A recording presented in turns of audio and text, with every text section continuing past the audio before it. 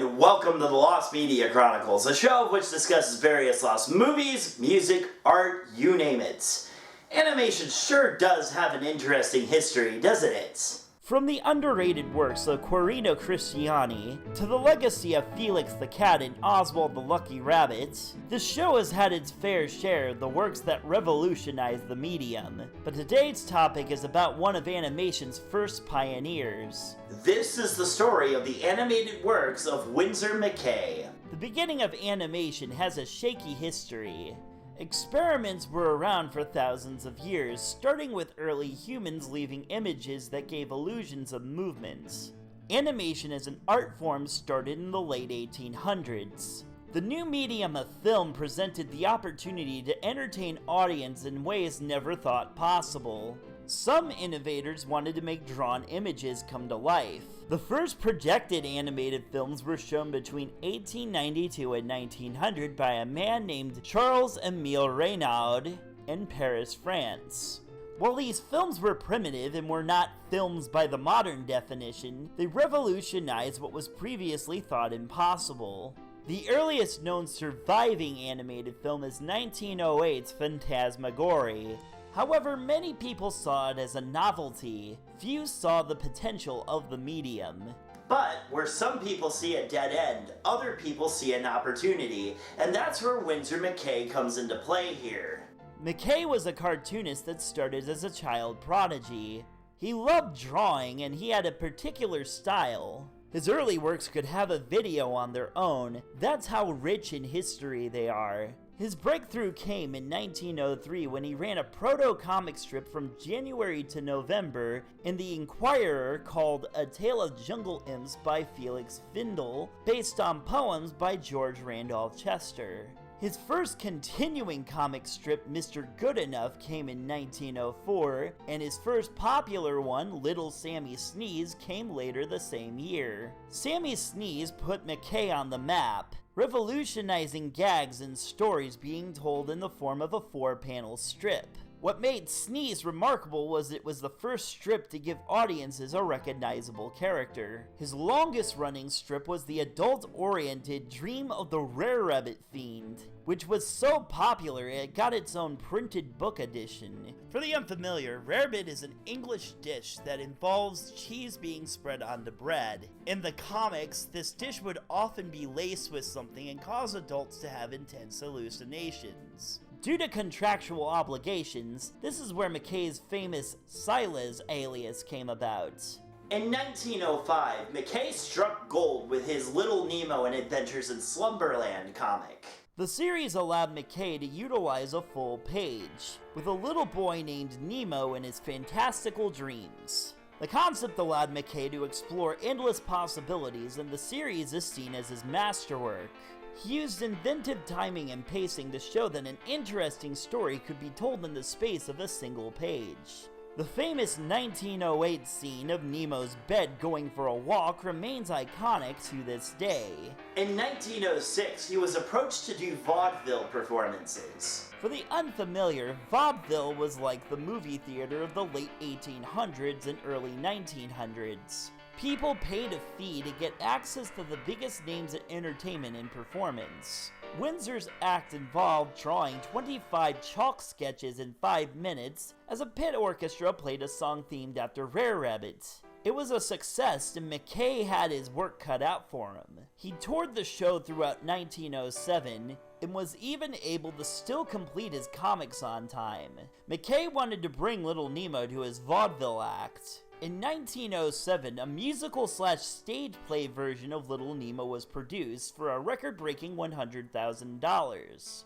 Audiences and critics loved it. McCay found himself more than just a cartoonist. He was a multimedia entertainer. His biggest ambitions came in the 1910s with his animated works. Inspired by the flipbooks that his children often liked to play with, McCay sought to bring his drawings to life.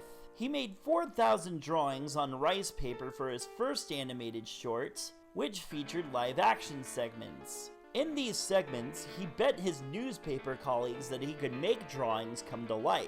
It debuted on April 8, 1911 in a black and white format. Audiences loved it, and he decided to hand-color each frame for future showings, which were included into his vaudeville acts. McCay's next animation was How a Mosquito Operates. This creepy 1912 short was based off of a June 5, 1909 episode of Rarebit, where a giant mosquito terrorizes a man.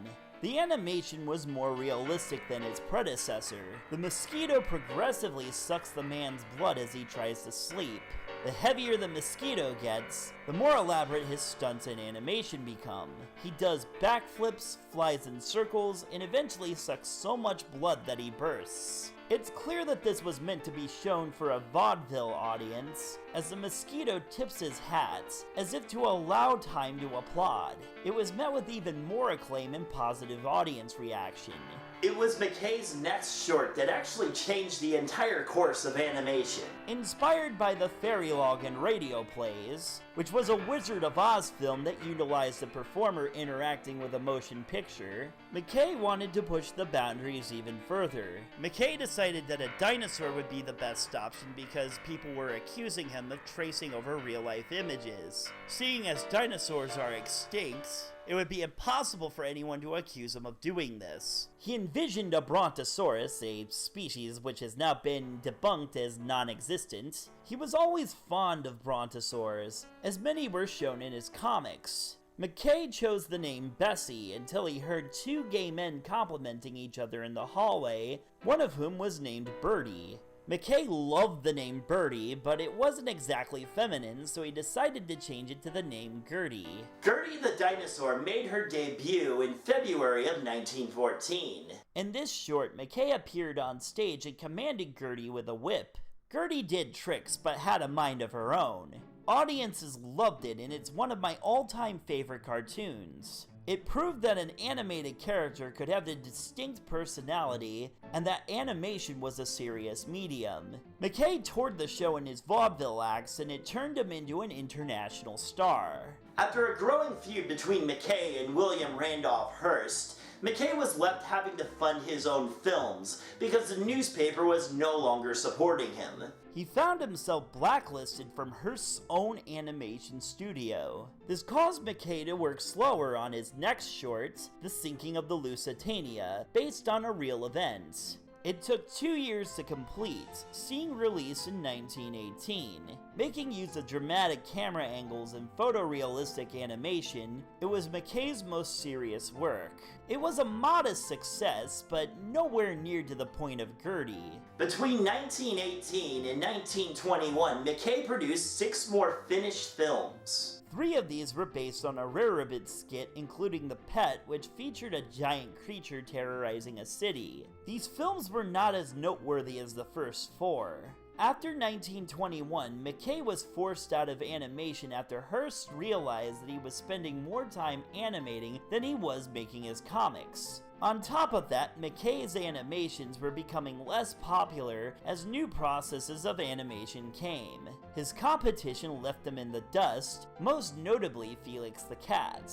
In 1924, McCay told Hearst to stick it after his contract expired and continued a quiet career as a cartoonist. In 1934, McCay discovered that his drawing arm became paralyzed, and within days he passed out and was pronounced dead. Now McCay's release work survives in its entirety. However, that doesn't mean McCay doesn't have lost media.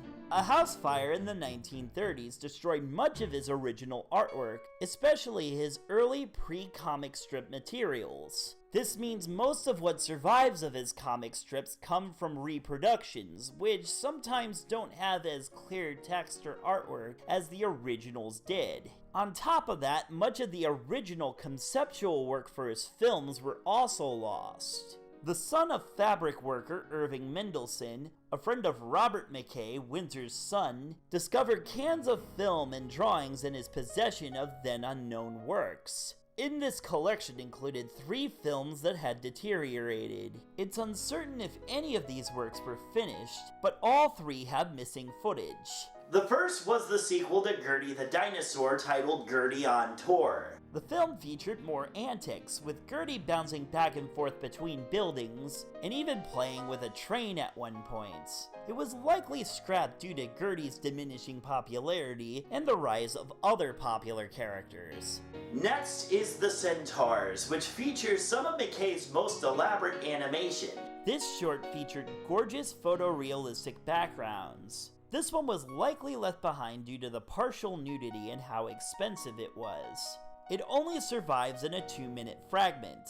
It was thought to have inspired the Centaurs portion of Disney's Fantasia, but that's unlikely seeing as this short wasn't discovered until 1947, and Fantasia was released in 1940. The final one of these films, Flip Circus, is the most complete, with about 8 minutes surviving. It wasn't known what it was supposed to be about, but many theorize it was yet another Rarebit skit.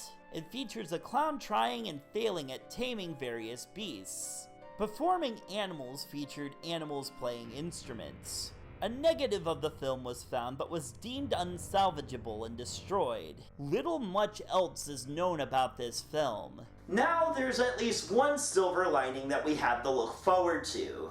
Recently, a Kickstarter project was created with independent animator Bill Plimpton working with a team to resurrect one of McCay's unfinished projects, The Flying House. On top of completing the unfinished animation, he plans on colorizing it. It should be noted that this one had a lot of surviving animation and was mostly complete when it was cancelled. It has been theorized, though, that if this one could be completed using a team of animators, then why not the others? It's not the same as actually finding the lost footage, but it's better than nothing. Maybe someone can start a petition to get this ball rolling, who knows? One more thing I'd like to bring up is that during the production of Gertie the Dinosaur, McCay was visited by one John Randolph Bray. Bray was pretending to be a journalist, but was actually looking to steal some of McCay's own production methods and patent them before he would get the chance. Bray attempted to sue McCay to no success, but then in the 1970s, a film was found that claimed to be a 1909 limited animation version of Gertie the Dinosaur. However, it was then discovered that this was the long-lost fake version of Gertie the Dinosaur that appeared about a year or two after McCay's version did. It's highly theorized that this was made by Bray's production crew. McCay's work continues to wow audiences even 100 years after its popularity. It's stunning how much attention to detail the man had. He pushed the animation industry forward, with Walt Disney, Ub Iwerks, and Tex Avery all owing their careers to him. He took something that was thought to be a novelty and turned it into an art form. Even if you find yourself bored by his works, he definitely deserves your respect. Join me next time when I combine yet another episode of Adventures in Vinyland with the Lost Media Chronicles. See you later.